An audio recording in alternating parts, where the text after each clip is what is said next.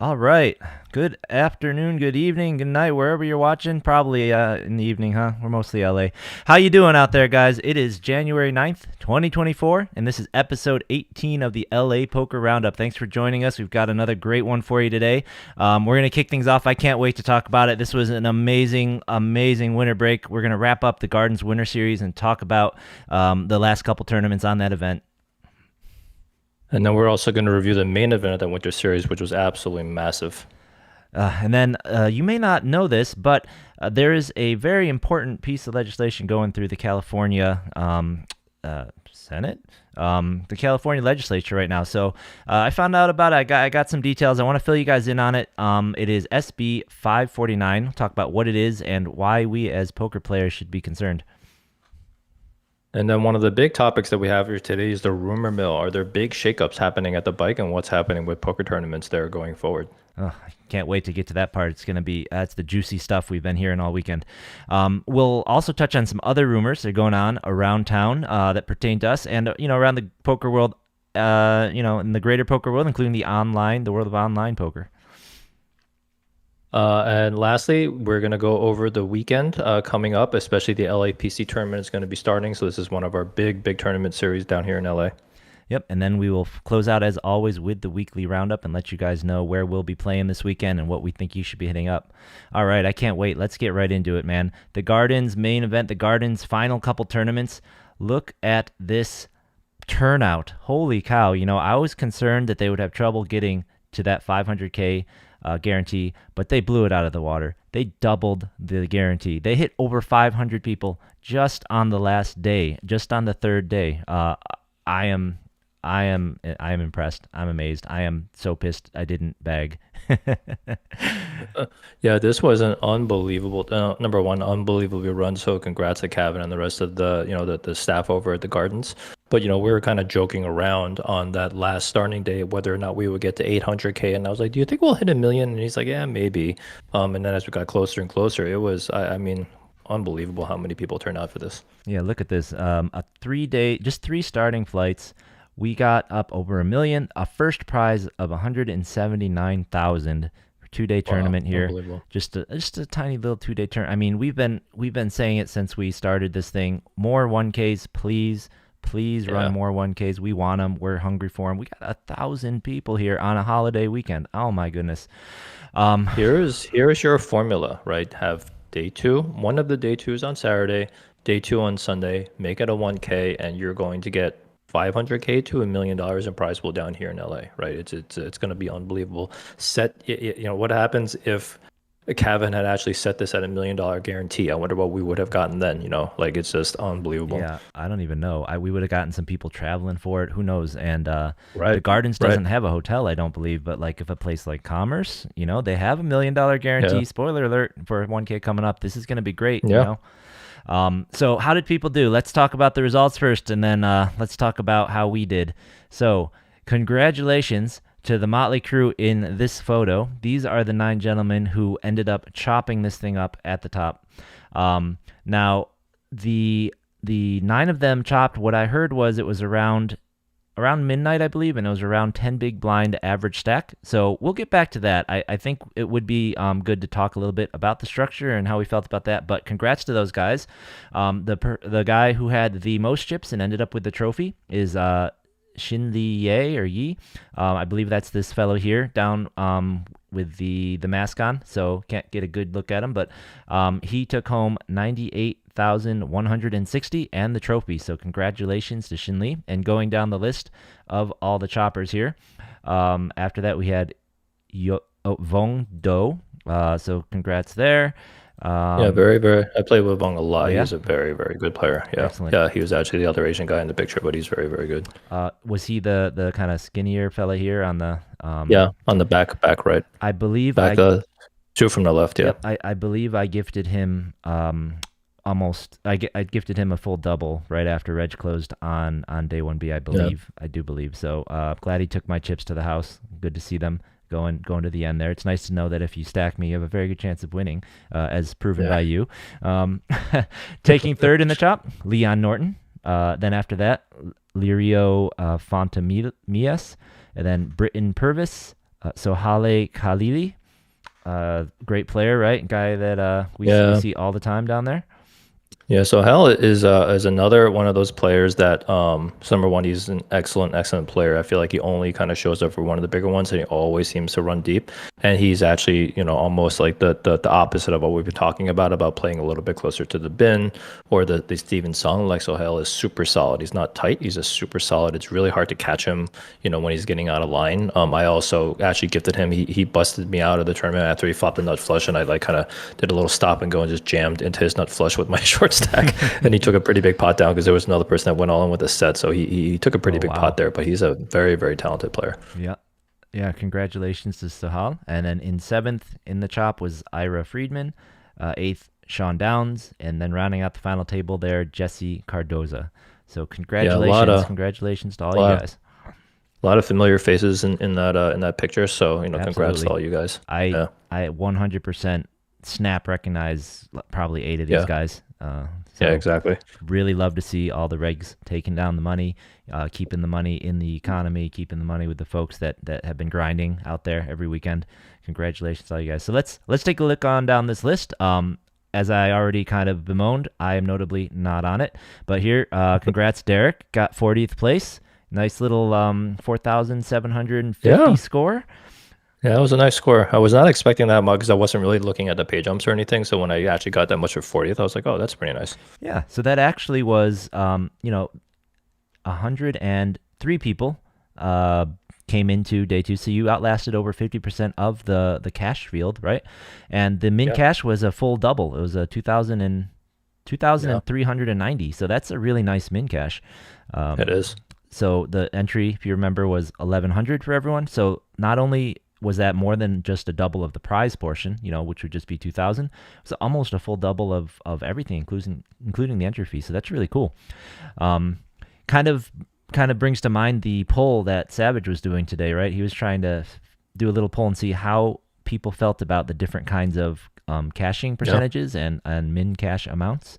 So I personally, overall, I'm a pretty big fan of the 10% double min cash, but there were definitely some arguments to be made for the other amounts, the 12 and a half, the 1 and 8, and then even for the 15% min cash, there are definitely some arguments to be made. But I think yeah. here at the Gardens in general, they tend to do 10%. I think, for the most part, which is good.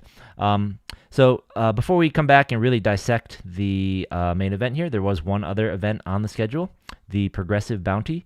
So that was the final event. That was a 50K guarantee, and as the final event on the schedule, it still managed to get 88,000 in the prize pool. So not quite double, which was almost all of the events was more than double, but pretty close, especially for the very last event there. It looks like it ended in a three-way chop with Howard Dopke taking the top position here, and familiar name Thu Win getting second here. And then a Giannis Abate, sorry if I'm messing up these names, guys, taking third in the chop. So congrats to all those guys. Nice. And what's up to Xander in the chat? How you doing, Xander? Thanks for joining us again. So yeah, that is, and here's a picture of Howard. So congrats, Howard, on that win. Congrats, man. Those are really nice trophies. I'm so upset that I didn't win. I know. I'm also very upset. I really hope that the Garden's able to pull off another series and not just I won't have to just win a random one-off. I'll get a couple chances in a row again to get one of these because it's tough to Yeah. find space for them to run a series. Yeah. So why don't you talk a little bit about your about your run? You got 40th place. Why don't you tell us what it was like, what day two was like? What how many bullets did it take? Day one, day two. How do we do? Yeah, we're 3 bullets total, two on the second day and then one on the last day. And I'm going to tell you that I learned a lot this series. And the reason why I say that is because the Gardens, I don't know if it's something in like their air conditioning where everyone just plays like bananas and they're just, like people are playing a 1K as if it were like a $50 daily, right? There's just so many people playing like two wide ranges of hands and you're going 5 ways to every flop. And it's just sort of tough, right? And typically the correct way to play is to just tighten up because people are going to punt you no matter what, But I run so badly at the gardens that every time I actually did, wait for a good hand, it would just get cracked by something. So I was like, F it, I'm going to start just playing a little bit more aggressively. And it started working out well. Like I almost just feel like I started three betting and even four betting in spots that I typically wouldn't, especially in these fields. And I actually think I learned a lot and I grew a lot as a player from this series. I'm going to say that this was a pretty tough event to cash. You feel the 10%. It is tough to get the 10% in a field like this. Also, even with the general softness of the field, I want to say there were probably two tough players at least per table, on that last day, at least from, when we were getting near the bubble. So it was definitely not an easy tournament by any means. And then the day two was actually really funny. I doubled up on my very first hand, aces against kings, and I was like, oh, I'm going to cruise. I ended up getting three bet by aces on back-to-back hands, and one of those hands I called and lost about a third of my stack. And then I lost, like in that same orbit, I got three bet by jacks, and then he got four bet by ace king, and I folded my ace jack, and that put me down to about 10 BBs, and then I ended up whittling down to 5 BBs, and then I literally stayed at 5 big blinds for about 2 hours, and it was like probably one of the most impressive like short stack ninjaing I've ever done. It's gonna be on the vlog when I put it out there, but basically that's how I got my way to 40th, and I wasn't trying to ladder. I was just trying to survive until I got a good hand, and that's when I ended up punting my stack to Sohel. But it was a really really great experience overall, like super well run tournament, and I definitely think I learned a lot about my game here. Yeah, that's great to have the time to do that short stacked in day two for so long. Really means that that middle part of the structure must have been pretty decent, and that probably surviving for that long on those blinds probably got you another $1,000 or so. So well done, well done. Yeah. Yeah, and Xander's in chat saying he wins the most bullets award. I forgot how many did you put in there, Xander? But he also said he learned a lot this series too. And Xander was at my day one table, my last day one table towards the end, and he was probably there for about 2 hours. And he had me and he had Ryan Tosak like on his left, and he was he made a really really nice play with tens against Tosak where he doubled up. So I think Xander made a really good showing. Beautiful. Yeah, Xander, congratulations for cashing. I saw your stories. I saw you battled back from 2 big blinds to come back and eventually bag up, so that was fantastic. Way to go. But let me tell you, Xander, you absolutely did not win the most bullets award. Maybe the most bullets award in this chat, but you didn't win the most bullets award, not even from all of your bullets combined versus a single day. I heard stories of folks running around who were on their 7th, 8th bullet just on the 3rd day, who I know for a fact fired every single day. So that's not surprising. And like, people were, I saw people just running back up to that registration line, and I was like, oh man, this tournament's just bananas. But I mean, that's how we get up to this number, right? That's how we can get these numbers. And we're in LA. People have money. It's you don't have to feel bad for most of these guys. Maybe there's a couple you should, but for the most part, you don't have to feel bad for these guys. They know what they're up to, and this is fun, right? This is fun. I mean, it's like when I play the opening 250 tournament at the Commerce these days. I'm usually that guy running up there 6-7 times. I try not to be. We got Wayne in chat table on Friday. I was the 5th entrant to that table, and I reg at 12:30. Stacks are huge on my table already. Yeah, you late reg one of these, like even slightly late reg one of these things. It's crazy how many chips people accumulate, man. Like the gardens, I don't know if it's just something in the air, but people just play out of their minds. Yeah. So I was one of those guys on Saturday. So I fired 2 bullets technically, but one of them I satellited in. So I got away pretty cheap for me, considering I usually fire more, and I did not cash. It was a pretty frustrating day one for me. I will echo your sentiment that it was pretty hard to cash and get deep because it was such a wide variety of people. On both of the day ones, I was running pretty good. On the second day one, in fact, I was running extremely well. And it really. Remember. You're sitting right behind me. Yeah. Yep. And it really echoed what you're saying about how, especially in the beginning of these things, this is when you want to be there. There's so much value in playing early. Yeah. My first day one, from the beginning to the end, there was maybe, like you said, 1, maybe 2 pretty good players at the table, and the rest of the table not too bad. And I was able to very safely chip up. I chipped up from starting stack up to about 80K at the end of registration, with very few scary hands, very few all-ins, very few showdowns, very few really big pots. There's really just one big pot against that kind of tougher player where we got it in with I had ace king, and he like 4-bet jammed me from the small blind, or something, and he had king queen suited. But other than that, really nothing scary at that table in that day. And then first hand off of break after reg closed, like I said, I pretty much gave all my chips away to the guy who final tabled there. Queens, I had queens under the gun. He had aces a little further out. Flop came 6 high, turn came 8 high, double flush draw. I just couldn't get away. So then day two, I got there right bright and early. I sat down and aces first hand off the deck. Obviously a bad sign, but it held, and I had 120K before the first break. Before level three. I had 80, and I was like, I'm cruising, and I look over and you have more, and I'm like, what is going on here? Because it was only like an hour into the day. Yeah. So it was crazy. I had all these chips by level 3, but as you said, these tables are they're a mix. So this table, I got all those chips because everyone was calling. So when the cards stopped and the river stopped falling my way, I stopped getting chips, and I just bled back down. So by the time reg ended here, I was at starting stack again. A little under, in fact. And then to kind of point out how you just can't, there's no logicking some of these hands. My bust out hand. So very first hand after break, I'm in the big blind. I defend the big blind with king jack suited, flop 2 overs in the flush draw, lose most of my stack to the only shorter stack at the table. So now I'm in the small blind with like 2 big blinds. All right. That same short stack limps in the cutoff. Okay. I have 2 bigs in the small blind. He limps in the cutoff. The button raises to like 3.5 bigs. I go all in with ace deuce because I have 2 bigs. Okay. Guy calls. The flop is it's basically a bunch of junk. It's like 6-6 like 6-6 queen or something. Okay. Check, sure. Next card, it's a jack, 6-6 queen jack. Guy checks. Button bets. Guy calls. Annoying. River, a 3. So it's like 6-6 3 queen jack. Guy checks. Button bets again. I'm all in.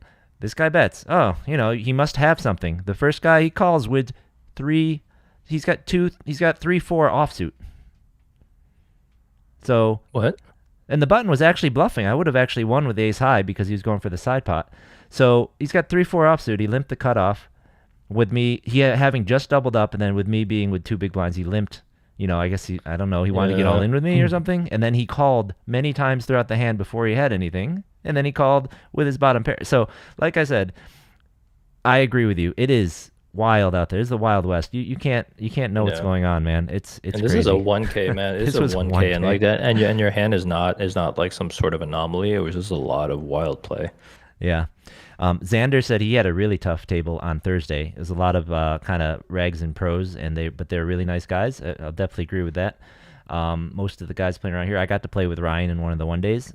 He's going to be playing a lot more of these Gardens tournaments, I think, and I wouldn't be surprised if we see him around at the Commerce because he says he's got to play closer to home this year.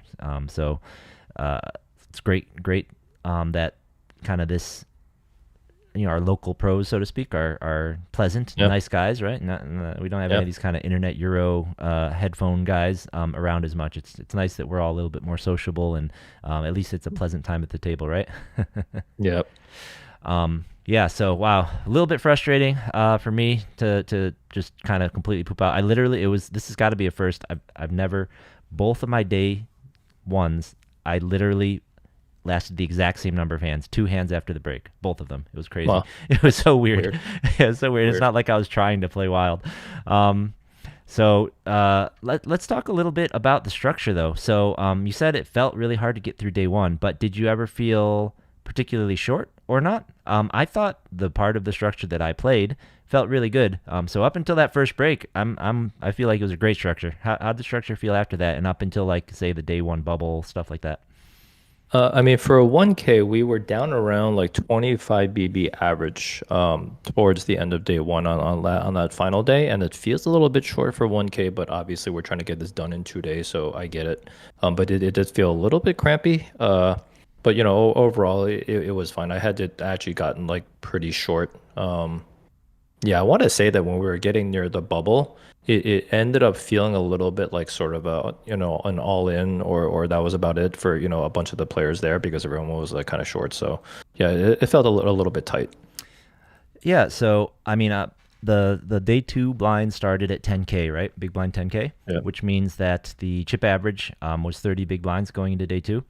I feel like that feels a little short for going into a day two of a 1K, but it's kind of that the I guess quote unquote problem. I saw someone on Twitter talking back and forth with Kevin. It may have been salty. I'm not sure, but someone was basically saying like, that's kind of the problem with making us play to the money in day one, et cetera, et cetera. I kind of am like, I really enjoyed what DJ did in one of the prior series where he had those tournaments where they rolled back the blinds a couple levels once we got that day two. Yeah. So that was pretty cool. That was awesome. I mean, it felt so it just felt so great starting in day two that deep. Yeah. But I think maybe some recommendations for the operators is pull out some of the first couple of levels. Like we don't need to start 300 big blinds, 400 big blinds, whatever the heck it is, right? Just put the levels back in when it sort of matters, and then just let us kind of just jump right into being at 100 big blinds deep or even 80. It's fine to start that. I like that. Yeah. No, I agree. And I did appreciate that this tournament did not start with like a 100 level. I think their daily does, for instance. They started right at 122, I believe, right? Is that true? And if they didn't, then what he said, let's skip that level and do 1-2 and add a level in later. Right. It'll get you more registrations too, honestly. So yeah. And Xander said they skipped a couple levels closer to the bubble. Yeah, and they did. So it was it felt pretty tight. I mean, it wasn't like super horrible, but definitely for a 1K. And then when you see, what they got down to the final table where they were basically like forced to chop because it was so short. Yeah, that was the other thing. Yep. When 9-way chop it sort of really implies that the structure at the end could use a little work, a little tweak. Yeah. And especially with somebody of Sohail's caliber at a table, like basically I feel like he's not going to be up for chopping in that spot a lot. So the stack was probably and since it is your main event, it really does kind of stink, even just as for the tournament itself to not get a clear winner to chop so many, because it's supposed to be it's the championship of your series, right? You want people to play. Yeah. Now it looks like just based on the Twitter timestamps, I'm guessing, and maybe someone who knows could correct us. I'm guessing they chopped pretty close to midnight though, so the amount of time it took. That's pretty long. I think the restart was at noon, right? Maybe it was at noon. Yeah, so I don't know how you can really fix that easily. So I don't know. You start at 11, you add a level. I'm not sure, but yeah, it does seem like. And I think the final table probably hit the final table around 20 or sub 20 big blind average, and then they chopped around 11 big blind average. Is what I heard. So yeah, it's definitely not great for final table numbers, but I'm not, I don't have the solution there to make this fit into a day, but if you sit down, put your heads together, maybe something can be come up with. But aside from this, the small things, and I'm sure none of these guys are complaining about getting 60 grand plus, amazing series, really smoothly run, really great. The satellites were a blast. I had a blast playing the satellites again. I got, I almost didn't have to pay my second bullet, but I got once again within like 30K, never got the milestone, but it's so much fun to try. So we'll figure it out. Kevin said he's open to some suggestions. Hopefully somebody sit down with him. They'll come up with a solution. We'll find something good. But already looking forward to the next series at the Gardens. I love playing there. Yeah.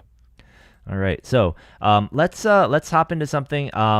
This SB 549 thing. All right. So what is that? That is a bill that is up at the California legislature, and basically, as a little context, if you remember the last time we were doing our voting, there was a Proposition 26. You remember the last time we voted, right, Derek? We voted on if we wanted to legalize sports betting, and there were a couple options on that. One was like legalize sports betting at casinos. Another one was legalize sports betting like online for everyone in California. Yep. Well, it turns out that the bill to legalize sports betting at tribal casinos and at racetracks also had a clause that would allow the tribal casinos to basically file civil suits or sue all the other card rooms for various things, like for their games not being legal according to the rules, right? So for those of you who aren't aware, the reason we have so many poker rooms in I believe they just call them like California casinos, right? The card rooms, is because you are allowed to play these card games as long as the house isn't the bank. So as long as each player has the option of being the bank, then I guess that makes it fair, right? And typically at these places, there's a big company, a corporation that sits there and plays as the bank. But if you come and you sit with enough money, you can be the bank. And since they're the card games, you have these games of skill, they fall under the ones that you're allowed to do. Now, poker obviously is an even, fair game for everyone, and the house has no edge there, so that's totally fine. But in this bill we voted on, it wasn't just on sports betting, and I didn't even know it. I voted the correct way, quote unquote, just to help us. But it had this clause that would allow the tribal casinos to sue, like Commerce and the Gardens and the Bike, and say, hey, that Hold'em game, that Baccarat game, that that blackjack game you're running, those are against the law. We're suing you. And then if they did that, they could stop operations. They could freeze accounts. They could freeze funds. They could, tie things up in the court for a very long time. So we voted that down. But this bill, SB 549, is basically just that part of the bill. And this senator here, Senator Josh Newman, has been pushing that and getting it through. And, I did some reading. Apparently, when this bill began life, it started out as something having to do with education. And then after it got through the first time, it got completely changed. And now it's up there like this. And, a shout out, I actually got reminded about this bill because I was trying to find the structure sheets for the LAPC for this weekend, and the sheets were not up on Commerce's website. So I shot DJ a message, and he said, "Hey, yeah, there's a problem with the website. I'll try and fix it when I get back. Currently, I'm up in Sacramento fighting against this bill. I'm fighting to support the opposition to this bill." So props to DJ, up there fighting the good fight, trying to help us all out. Because first off, why do we care, right? Well, this bill is that exact same thing. So what it would do, it would open a several month window where the tribal casinos could open civil suits against the other card rooms. And these tribal casinos are, massive entities. They're kind of the huge lobbying power that's been keeping online poker out of California. They're the ones that push. They're trying to get these other kinds of table games. They're trying to get, they already have a monopoly on slot machines and whatnot because of those agreements, and they're just trying to expand and keep all that power and money, right? So what they could do is just sue all of these other card rooms into oblivion, right? Because they have slot machines. They have fewer regulations or laws, right? They are printing way more money than your local, Players Casino, whatever, the Gardens, and they could just sue them into oblivion. Because if you sue one of these places and it has to shut down operations or even partially shut down operations for a time, they're paying lawyers, they're stopping all of their operations, their cash flows, interrupted. They're not going to be able to pay their rent. They'll be out. So that is really what the danger is of allowing, if this gets through and is allowed. And if that happens, I mean, who's going to take that risk? Who's going to be able to stay open? And we could lose all of our card rooms, our favorite card rooms here, right? And here's something I didn't know. Did you see this? According to this article, the Hawaiian Gardens Casino provides, it says 78% of Hawaiian Gardens, the city, of their tax revenue. Of course. And Commerce provides 50% of Commerce's tax revenue. I mean, that's insane. Of course. Yeah, that's not a surprise. I mean, when you look at what's there, obviously, there's not much going on. It's just industry. But these casinos generate a ton of cash. And there's actually very few things that piss me off more in life than people using the government to limit competition. There is never, ever a case in history where consumers, citizens, ever benefited from there being less choice. Right. Anytime you hear a company, a casino, whatever it is, right, lobbying the government to restrict your choice, horrible things are going to happen. Right. The reason why a lot of these casinos have great, loyalty programs and have great benefits when you go to the casino, and they actually, upgrade their rooms to make it nice for you to go play there and just make it a pleasant experience, is they're all competing for each other. They're competing for your dollars, right? You limit that competition and everything's just going to go down the drain. And this is just so dirty. So definitely there's a change.org. I think that you had, Ty. Everybody definitely go in there and fill that out. I think we should probably go and look up to see if there's some some template that we can do to write into your representative to make sure that this thing doesn't get through. And we'll definitely put all that information out in the socials. We'll ping DJ if he wants to kind of help with distributing some of that. But I think all of us as poker players really need to stand up for the casinos here, right? Because we could lose the places that we play and a lot of the places that we kind of call our second home. Yeah, and if you look at the tribal casinos that are around, I mean, they have been since COVID, a lot of them eliminating and reducing and getting rid of their poker. So places Right. like what is it? Chumash has reduced its poker room to almost nothing. I believe Morongo does have poker, but the other one is it Pichenga. I've never been to these rooms, but I do know I that haven't either. several of the tribal casinos down towards San Diego have removed their poker rooms They don't. since COVID. They So don't care about poker. yeah, Yeah. so as poker They players, care about maximum, obviously all the rooms care about maximizing some revenue number, right? It's revenue per square foot, revenue per employee. And poker is never going to be able to hold a candle, right, to table games in terms of the revenue it can generate. But all the rooms here in LA, around the Southern California area, are just, basically keeping all of us in action by running poker tournaments for us and cash games for us, right? So definitely got to band together as a community and get this thing stopped. yeah, absolutely. So I wasn't quite able to piece together at what stage things are in because government's complex. It looks like I said it had been passed at least once, but then it was through committee. It was amended. It has to go through things again. So like I said, DJ's there right now fighting a good fight. We can ask him what we can do. There's that change.org Yep. petition. If you, I believe this is his area. Fullerton must be his district. So if you're in Fullerton, vote him out. Um, right to I your mean, congressman. how much, how much are the casinos paying this guy, right? This government is Exactly. so gross. It's just so gross. Exactly. Yeah. This guy's argument is I don't have any casinos, tribal or otherwise, in my district. I'm totally impartial. He's, It's like if yeah, you don't he's have any in absolutely your just getting, district, why would you even want to put a he's bill like absolutely this out? getting his pocket stuff or something is happening. Yeah. I mean, I would definitely not bet against that. All right. So that's all I've got to say about that. I just wanted to let everybody know. I know the Gardens and Commerce are two of the biggest contributors to the opposition, both monetarily and, obviously just sending people, DJs up there. And I do remember at a point last year on the monitors at the Gardens, they had information about Yeah. this. So, I remember that. Yeah. yep, I think they actually had it at Hustler or Lucky Lady as well on the monitors. So Yeah, definitely, this is definitely not one of those things to bystand and hope that somebody else does something. We really all need to get together as a community, fill out any petitions, call or write to your representatives to get this done. So look out on our socials. We'll definitely make sure that we're blasting this out on our Twitter accounts and Instagrams on what to do over the next few days as we get more information. for sure. Yep, absolutely. Okay, so now let's get to the juicy stuff, man. Enough of this boring legalese.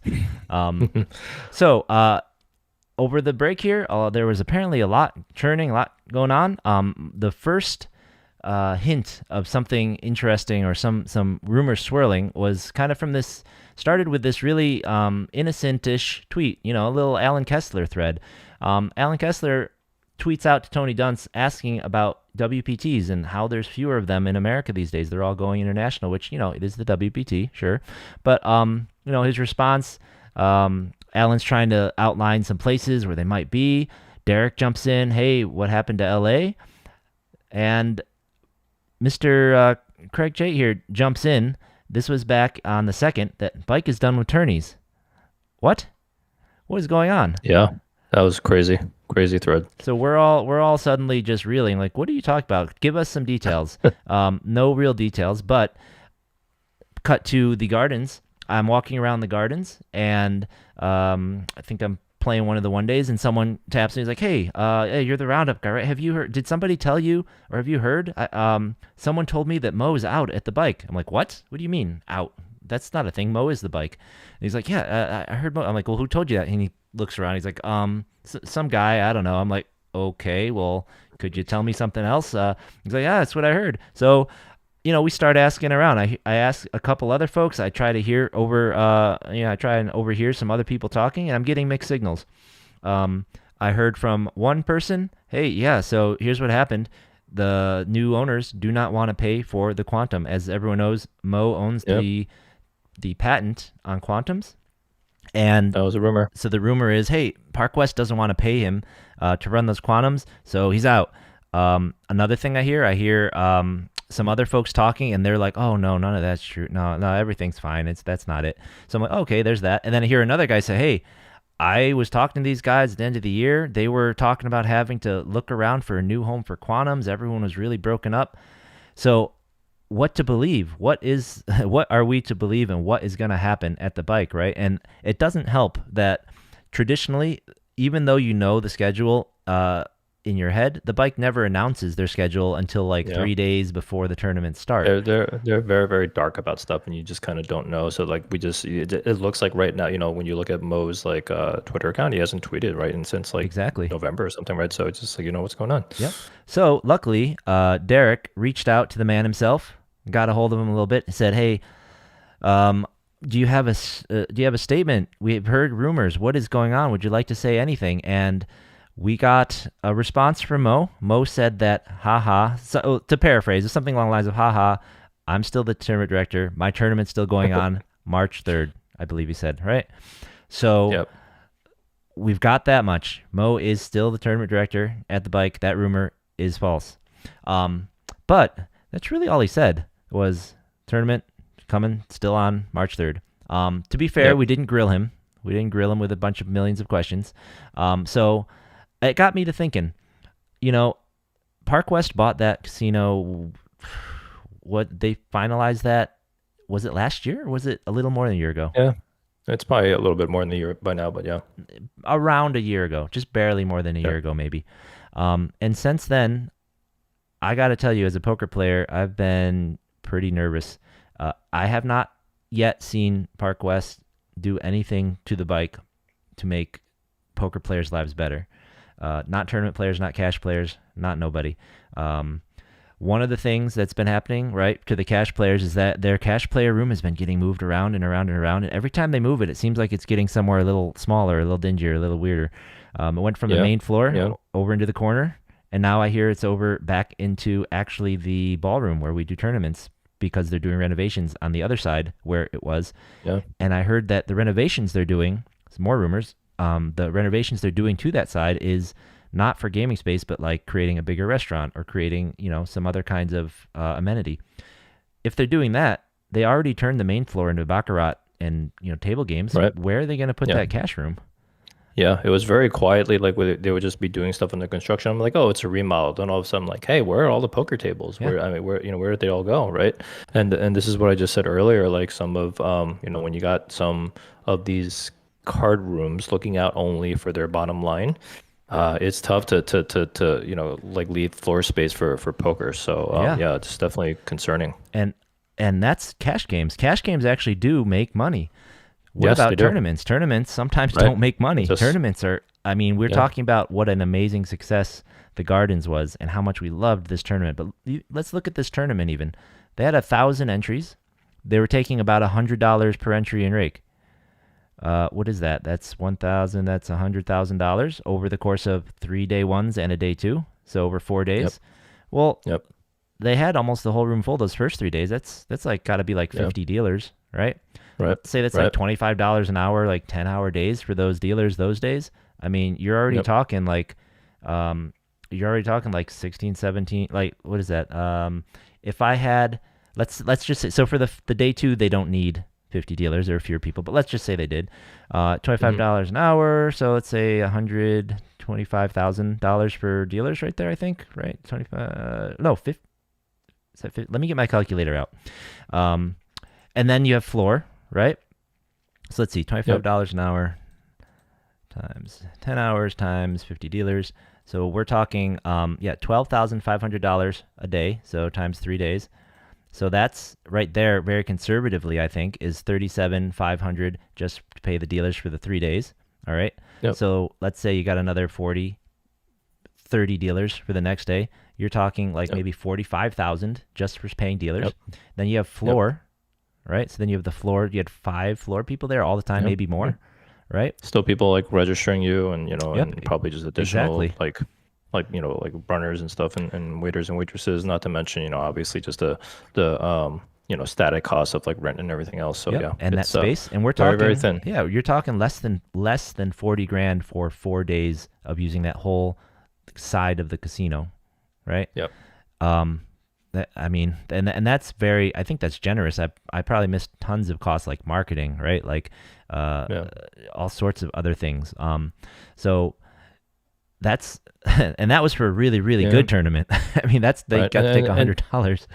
And this is why it's so important for all of us to try to grow the game. And I'm trying to use the platform that I'm building on Twitter to grow the game more.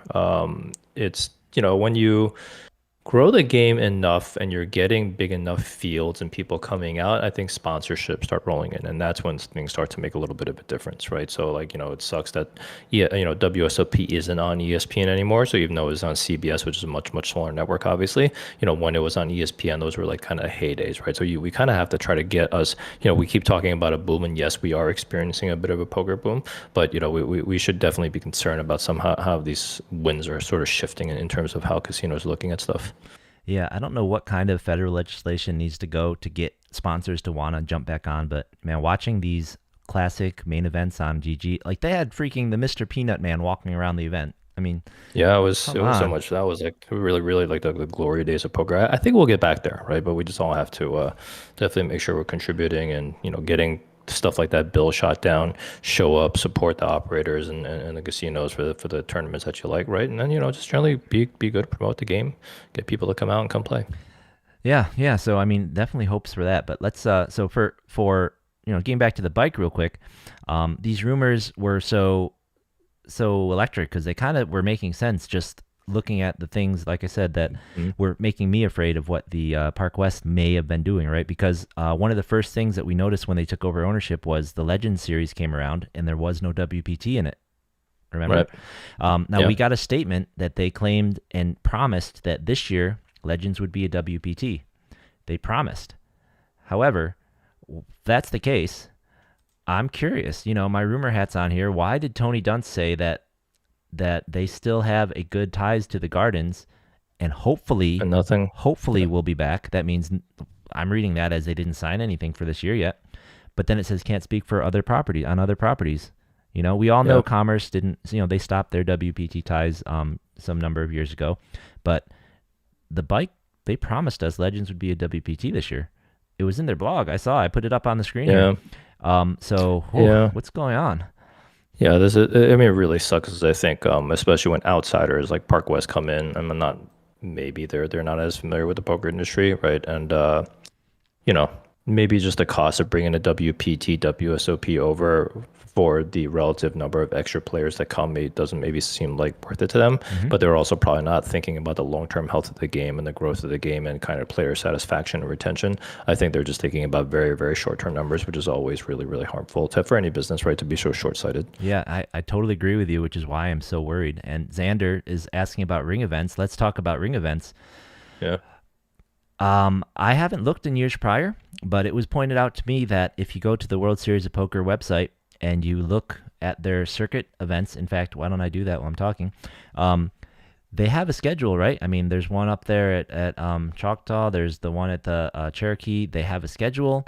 They have a list, right? The bike it's typically in March. This March series, winning on the green, is typically a World Series of Poker circuit, is it not? Yeah. Well, I mean, where is it? Wouldn't Right. it be here? I Yeah. mean, here it is, March. Like, here's the circuit schedule: March 7th, Hard Rock Tulsa; March 14th, Turning Stone Verona; March 21st, Horseshoe Nevada; and then April. Yep. Where's the bike? Now Yeah. I don't see it's happening. I'm pretty sure it's not happening. yeah. So they said last winter, oh well, we don't have the circuit this winter because they're doing the World Series in Paradise. They don't want to do a circuit event now. We don't want to compete with the WPT. These things make sense, but where is it now?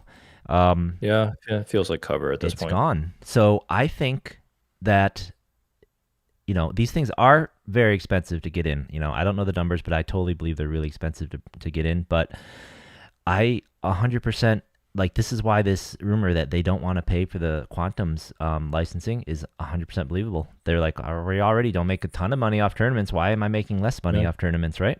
So if that's the case, what kind of stuff could happen here, right? So I want to run through a couple scenarios. So real quick, one thing that could happen is that we're all just completely blowing smoke.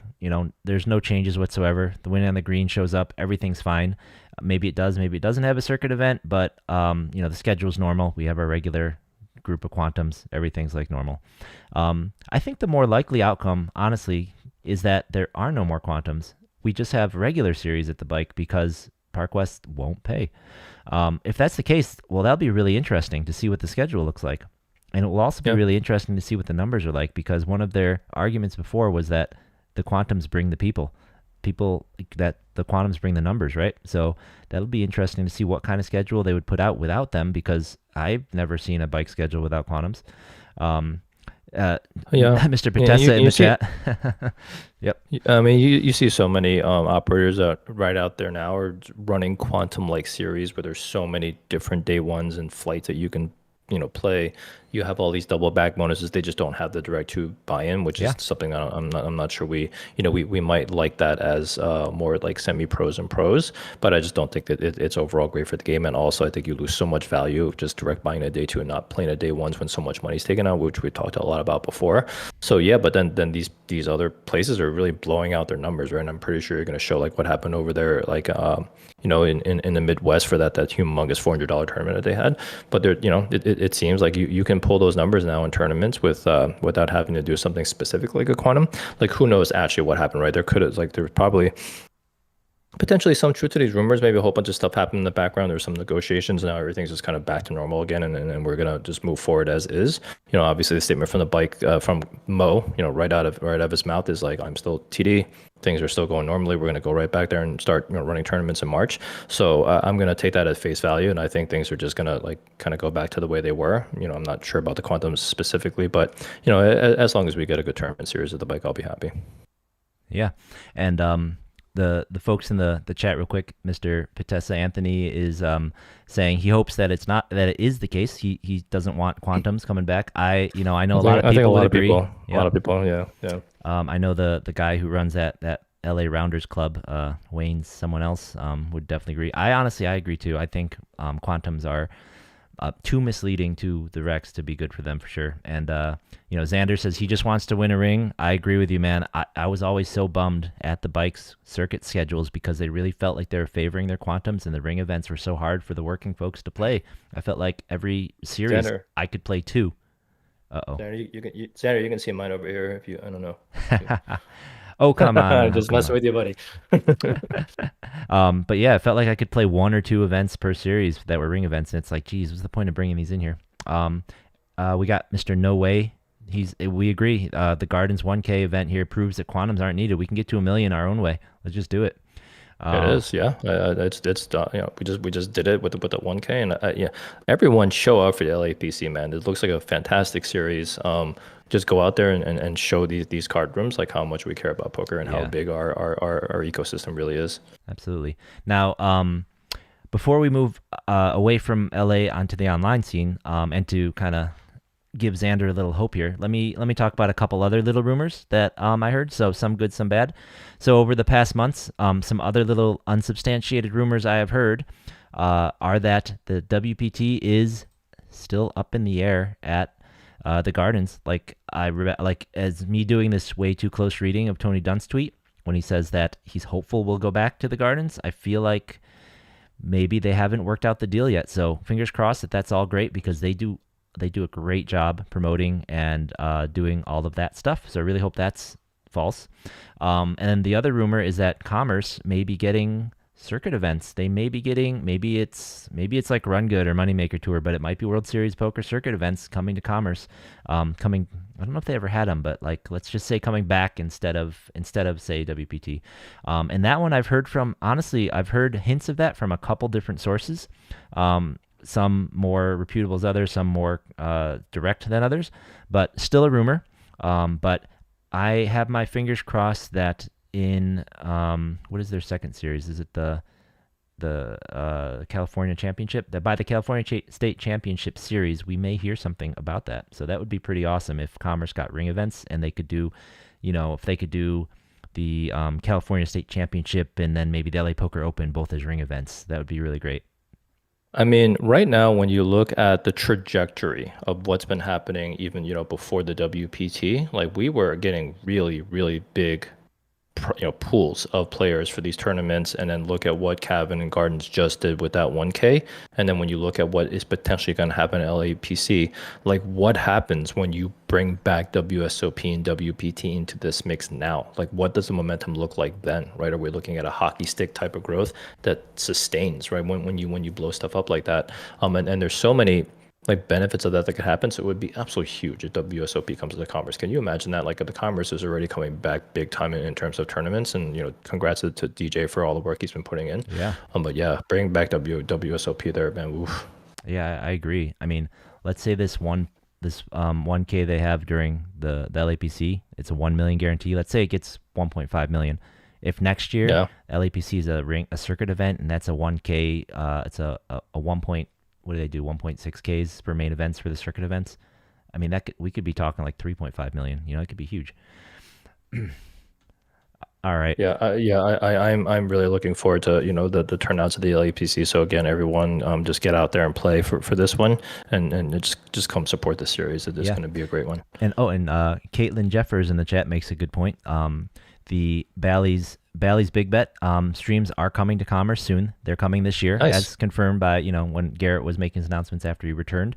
And DJ is still, I know he really wants to use those rooms for tournament like final tables and stuff. I don't think he's gotten any confirmation or permission, but he really wants to. So imagine if the circuit comes in, you could be televising circuit final tables. I think that could be huge.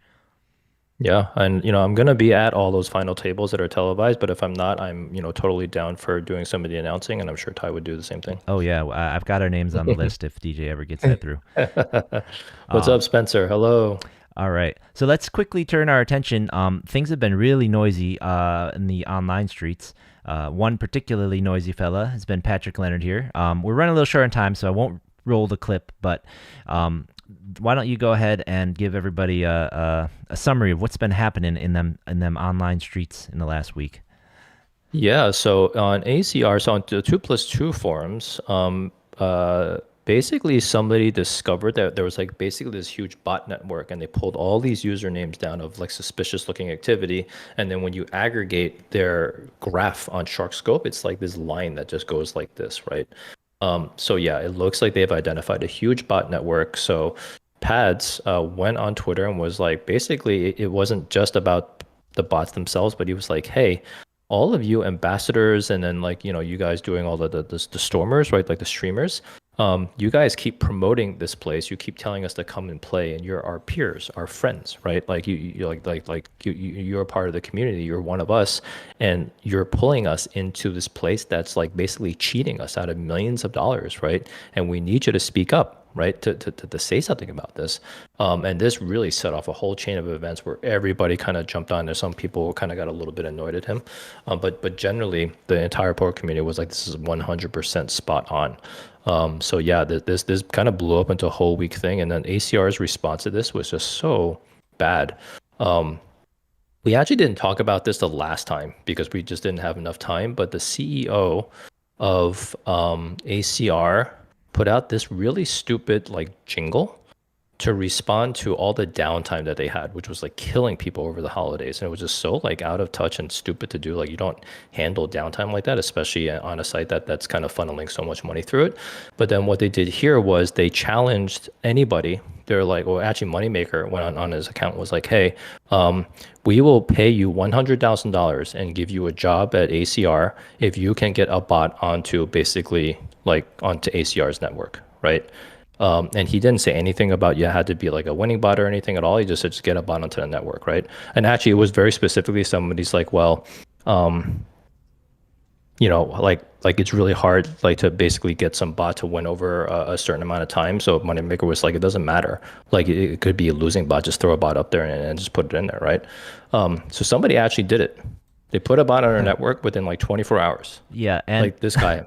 As you know, just to quick interject, when I just saw like the title of that tweet, and as a software engineer and someone who works with test engineers every day, and someone who has the slightest clue about what is possible out there, oh my goodness, how tone deaf was this? This is I no joke, when I saw that tweet, I copied it and sent it to my 21-year-old nephew who's studying. He's in college right now for cybersecurity. I'm like, hey, if you guys have like an extra hour, you might want to do this and see if you can pick up a quick 100 grand, because it is laughably easy to just create a bot that scrapes your screen, clicks a button, Right. that does, like, if it doesn't have to win, I don't even have to process the screen and know what the cards are. I just need to know where the buttons for raise and fold are. I mean, holy cow. And the guy who did it, Range Trainer Dev, so one of the developers, or maybe one of the owners, I'm not familiar with him, of Range Trainer Pro, he just rolled out of bed and he said he did it in like a half an hour.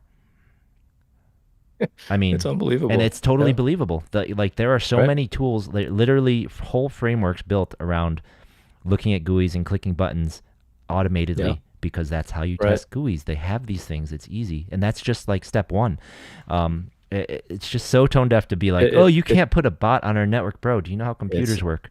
it's embarrassing for them to like put that out there, like, oh, ours, it's like a castle, like we have this place locked down, you can't do this, $100,000 and you get a job in somebody's like 30 minutes, like, it's done. Yeah, and now if they didn't have a bot problem, they have a bot problem. They have a huge bot problem. Like, what were they thinking, bro? Yeah, Seriously. and players are like, look, we were able to identify this with like probably a fraction of the data that you guys have access to. So there's no way that you guys don't know about these bots, right? And when you look at how big these guarantees are on our ACR, it's not surprising, right? That they have bots kind of running around, and it's really, really unfortunate, right?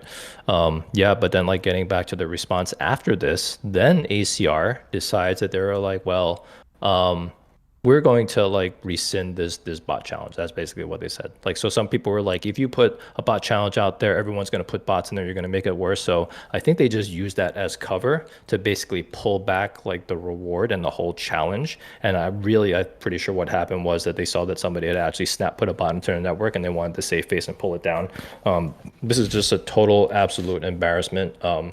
I am just like dumbstruck at how ACR is responding to stuff, and it actually makes me feel kind of bad for their ambassadors, right? Because these are just poker players who got an opportunity to make money inside of poker that wasn't directly from poker, right? And it's really, really hard to get those jobs. And now that they got one, and then this site is just completely just crapping on everything, it makes me feel kind of bad about them. They're not responsible for this, right? But maybe to Pads' point, they do have a responsibility to probably speak up a little bit more. Right. Yeah, absolutely. I mean, you can be an employee of a company and you can come out and say things like, I have some suggestions. I think we should work a Right. little hard. You can maybe you apologize for the company and admit some guilt, instead of issuing ridiculous challenges that anyone who knows how a computer works would know is completely absurd. I mean, Right. that's so freaking silly, right? I mean, anyways, yes, I do not believe they're going to pay the guy. They should. 100K is No. nothing to them. I mean, that's like what Yeah, it's half of a nothing. Triton Yeah. buy-in that they've been saying. One of the Yeah, running it's jokes online has been like, oh, they can't pay for a security team. They're too busy putting all their pros into Triton. Um, all right. I don't know. I don't have much else to say about that. I do not play online poker. I don't like it. It's not fun. And man, it's a shit show right now. Like, yeah. seriously, especially if I you're not I in one of those states like Nevada, where it's more regulated and there's actual consequences to cheaters. Yeah, I skipped the Venom main last time just literally because I forgot that Sunday was the last day and I didn't realize it. This time I'm just gonna skip it because partially just because I just don't feel safe playing on there anymore, but also partially because I'm just gonna boycott this place until they get their shit together. Yeah, and I'm not that I'm calling for a boycott, because I don't even play, but I don't think I think you should come to the Commerce LAPC instead. So yeah, But basically, I think a lot of players are like me.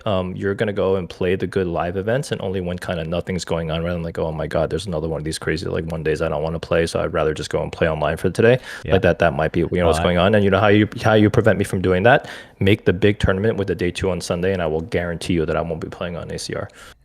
absolutely. I mean, you'll skip a Sunday one day. You'll skip the last day one of a Sunday, but you can't skip a day two. Derek will be there. Yeah. All right. But let's talk about this weekend. Let's talk about the first event of the Commerce LAPC coming up. This first event, honestly, especially for all of the kind of leveling up from dailies types players, and honestly for anyone, this is a great value. I mean, $300 buy-in, guaranteed 50 grand for first. Six opening, six opening day flights. Looks like they got their numbering wrong. But this I think is going to smash. How hard? I don't know. They need what do they Yeah, need? 1,000 this entries is to hit their guarantee, this, right? this is such a fantastic opening event. I love this event. Like, look at the way it's structured. Two starting flights on each day, so you can even get there late for 4 p.m. and like late reg if you're working. Another day one on Saturday, but also day two on Sunday because it's a holiday on Monday actually for most people. So hopefully you have off on Monday if you make that day two. But yeah, this is gonna absolutely smash. Yeah, yeah. For me, it does stink. I will have to shift my hours or take a day off to play that day too because I don't have Monday off. But um, Mm, at least I hope at least half the people do have Monday off and that it does yeah, smash. Honestly, I think personally, I think it should have still been a Sunday day too because it's not everyone and you want everyone included. But it is a holiday for a lot of people. It is still a holiday for a lot of people. Now, what kind of numbers can we expect? I want to know, Derek, how, like, if you look at this, 3 days, two flights a day, $300 buy-in. Well, that reminds me of the structure for this guy here, the Beau Rivage Heater Poker Tournament, which was Thursday, Friday, Saturday, day ones, two flights a day. How many? They got 4,700 entries for this thing. that's crazy. And like this just shows you what happens when you put a day one on Saturday, one of the day ones on Saturday, day two on Sunday. Everybody's gonna come out. Like I right now, there there cannot be more evidence that we are in the middle of a poker tournament boom. And I feel like operators are shooting themselves a little bit in the foot by like not basically making your schedules a little bit more worker friendly, not putting up high enough guarantees because you're a little afraid you're going to miss it, right? Not bringing in WSOP and WPT. You could just embrace this absolute explosion, right? Because look at this, like where is this, This right? this is Um, Biloxi, Missouri, right? yeah, yeah, Missouri, and, Mississippi, it, MS. and across Missouri, that is probably a smaller player pool than just LA. So like it's just ridiculous. Yeah, and so also this week, so this was just last week. This week over at in Atlantic City at the Borgata, they're having a $500 tournament right now, and it looks like they had one, two, three, four, five flights, which looks like it was across 3 days based on the smaller second number. I'm guessing those were night flights. Wow, so they had three starting days, and they got about 3,700 people in there, That's crazy. That's right? crazy. So frankly, if we don't get near 3,000 entries, I'm going to be really disappointed in LA. I'm And gonna you be know what? honest. When you look at like a 300K guarantee, a $300 buy-in, right? You're like, oh, I guess maybe 300K feels about right. Maybe we'll get 400K. Right now, we have to ask: is this tournament this weekend going to get $1 million? Seriously. Right? Are we gonna get $1 million? And let's just see what happens. And let's show everyone, Yeah. all these poker operators, like what how big of a boom we're actually in. Yeah, given these two examples and the fact that we're LA, I would Yeah. not be surprised at all if we make it 2 million. Now, I'll be really, really, really disappointed if we don't even Right. come close, but Three x the buy-in at the Gardens, and this is the Gardens, right, which is actually kind of a smaller, venue typically than what you get at the Bike and the Commerce. Like, look at what happened, man. Like, yeah, it was. I guess I would be disappointed if this weekend didn't get $1 million. absolutely. Yeah, I mean, we can do it. We absolutely can do it. Um, so absolutely, this can be a great event. Get down there. Like I said, the structures unfortunately aren't. Let me see if DJ's gotten back yet. Yep, nope. It's just bringing to the schedule. He says he's gonna try and get them up probably tomorrow once he's back. So you'll be able to look at the structure then. I have my fingers crossed that it has that day two rollback that he's been doing. That's what I was looking for when I clicked on the structure, because in my mind that is Yeah, fantastic. I love that love it being a little fast at the end of day one to get in the money because you build up a big stack or you bust, and then you can play again if you need to, especially for these cheaper ones. That builds up the prize pool huge. You roll the blinds back so we can play some real poker on day two. I love it. I absolutely love it.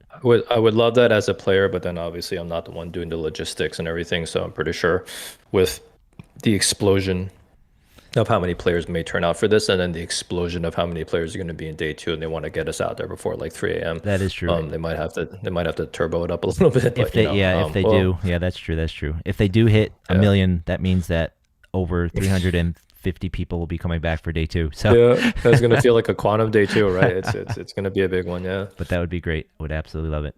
Um, yeah, and with the boom, I think the only thing that's missing for to really just like make everyone just go off is that extra way to make money for the operators, because the rake on these smaller events isn't enough to incentivize them to really keep doing it. They have to be able to run the bigger events, which is why I really think these larger, $500 plus events, run them as often as you can. The operators need to get their money, but you can't rake 35% off the tournament. We can't survive that way.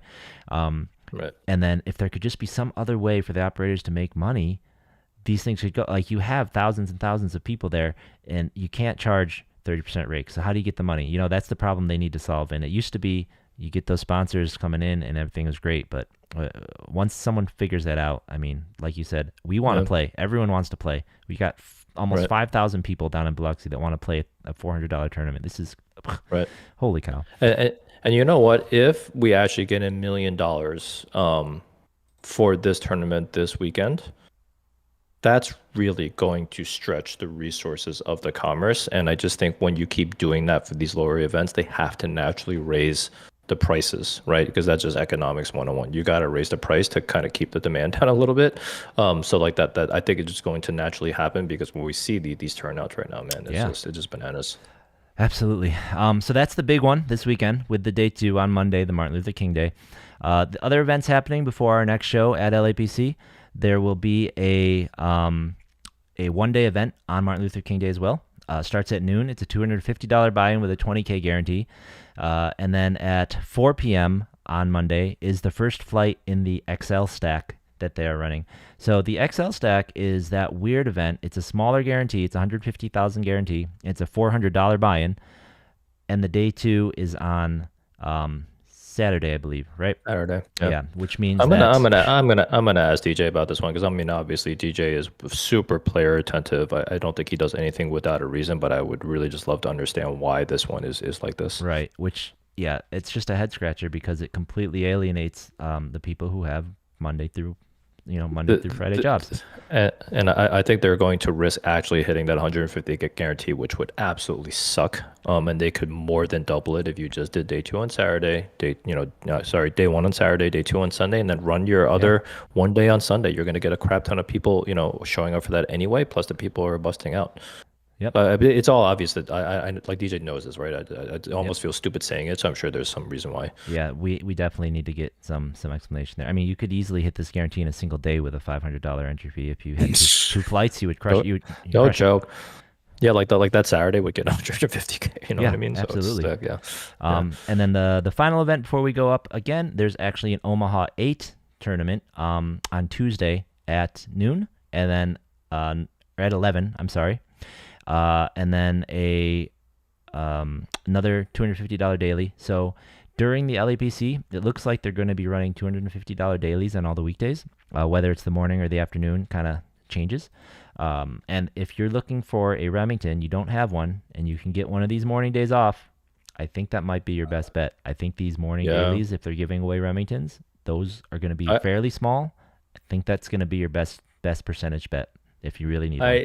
Yeah, no, I don't want to sound elitist, but I'm kind of hoping they don't give away Remingtons for those dailies, because that seems a little crazy. I kind of do too, but this is going to be a mixed game mecca for you guys, because there's like a mixed game going on, like a mixed game tournament, like every single day. Yep. Yeah, there is a mixed game almost every single day when there's not like a day 2 going on of something else. But to Caitlin Jeffers' point, they do tend to be $500 buy-ins. So, hey, maybe you can find some folks to buy some of your action up, and you can get in there still.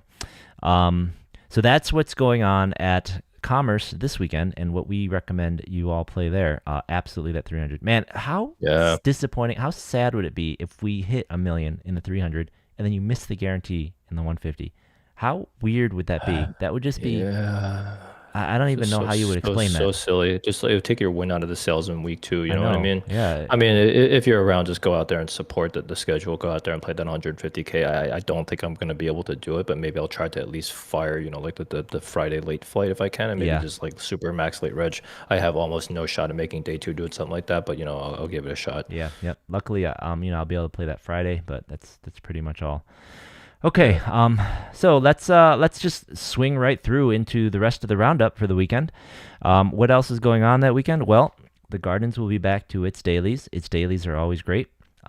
So I'm sure some of the traffic will get pulled away to the Commerce event, but everyone who's already bagged will go. The people who can't play multiple days will go there. So I'm sure it'll still be good. And remember, you will still be earning points for the 50K free roll at the beginning of March. I know during this last series, I think I got about 40 points during this last series. So, I bet you did. yep. Remember to check your point sheet. Oh yeah. Yep. And Yeah, speaking about player benefits, right? Kevin does a really good job of just giving you points anytime you play, and then just giving you a whole bunch of free rolls to go play, and like super fun, satellites and everything else. So yeah, definitely check in with Kevin about your points if you don't know what they are. Yep. He'll check them for you, or if you go on down there, they always have them printed out and up on the registration desk. Yep. And then the other Hollywood Park is having a special event on Martin Luther King weekend. So if you do not day 2 over at Commerce, and you have Monday off, I really recommend this 56K guarantee MLK Day tournament over here at the Hollywood Park. That starts at 11 a.m. It is a Nice. 290 plus 85, which to me, I believe that's one of their add-on tournaments. They like to do add-on tournaments there. And yeah, 56,000 guarantee 1-day tournament over at Hollywood Park. Go and get it, man. That's if I had Monday off, which I don't, and I didn't day 2, I would definitely go there. But You play that over the Commerce event? well, the Commerce day 1 starts at 4, so I could play this, bust, and go over there and play.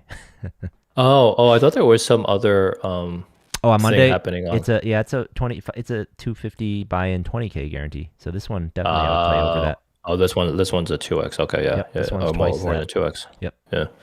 So that is what I would do. And then, of course, Lucky Lady has its regular dailies going on. They're the lower buy-in, lower guarantees. I was over there the other day, woke up too late to get down to the Progressive Bounty at the Gardens, and I did not do well in the tournament, but sitting at the cash table, I did get a table share of the bad beat. So, hey, there's at least Oh, that. nice. Got a couple bucks Did back. we hear you? Do we hear you yelling over there, or what happened? No, over at Lucky Lady. I wasn't the big share. I was just sitting there. I got the well done folding your hand and sitting in your chair. Nice. That's all right though. At least you weren't in the bathroom. Yeah, exactly. There was one guy who was dealt out, and I'm not sure if people helped him out too much or not. Oh no. Table share was only $1,000, but it did get me in the positive for the day, so I'll take it. Nice, I sat nice. in that chair. I got bad beat a few times. I deserved it. Yeah, you know what? Like that mint cash was really nice in the main because I had fired 3 bullets and I was like, I'm not getting this back. But it was I got it. Yeah, Nice. it's a nice way to start the year. Nice cash to start the year off.